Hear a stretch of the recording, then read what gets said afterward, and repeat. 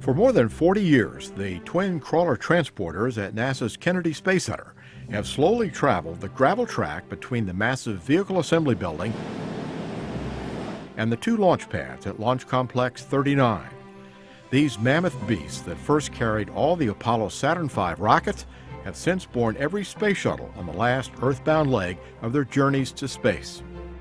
The technology used to build these huge, reliable crawlers capable of such Herculean tasks was deeply rooted in a region where giant machines excavated and extracted veins of coal.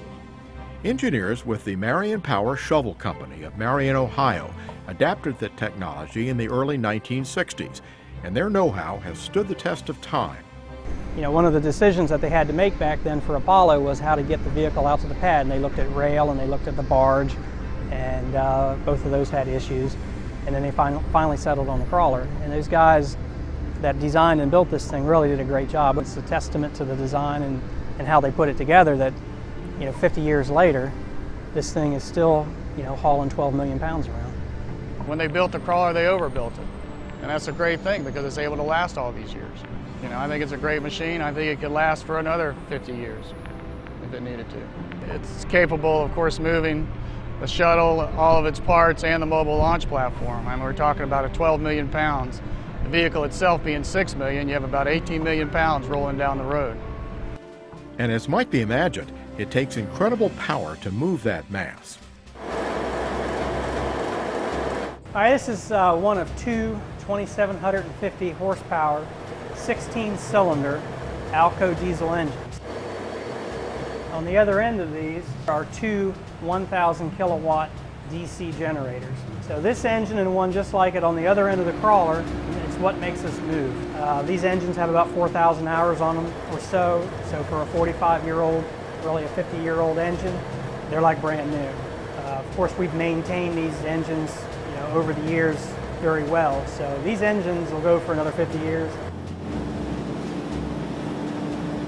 So with all that weight in motion, what's it like to drive a crawler?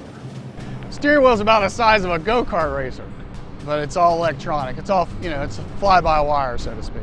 It's kind of funny. You go up there and that little steering wheel's there, but that steering wheel turns some big cylinders, you know, moves some big trucks. So it is impressive. One of the things about driving the crawler is you have to plan ahead, because obviously it doesn't turn on a dime.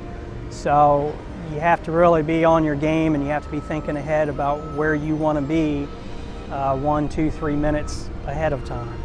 The critical nature of the long rollout to the launch pad is not lost on those who operate this huge piece of machinery. It's very important that all of our systems function properly, safely, from the time we leave the safety of the vehicle assembly building until we get out to the launch pad. So during that 6 hours or so where we're out on the crawler way, it's pretty much it's just us, you know, my team and the crawler getting the vehicle out to the pad, and it's a critical time. With the end of the Space Shuttle program in sight, soon there will be no more shuttle stacks to ferry to the launch pad.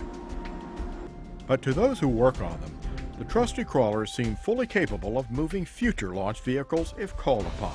Seeing the shuttle program come to an end will be a sad day for us. The crawler actually, you know, has gone through Apollo and Shuttle, so it's been around for quite a long time, you know, 40 years. And we'd like to see it maybe carry on to another program if they give us the capability. I mean, the crawler's ready. The crawler's ready to go. It can take on, you know, whatever you throw at it.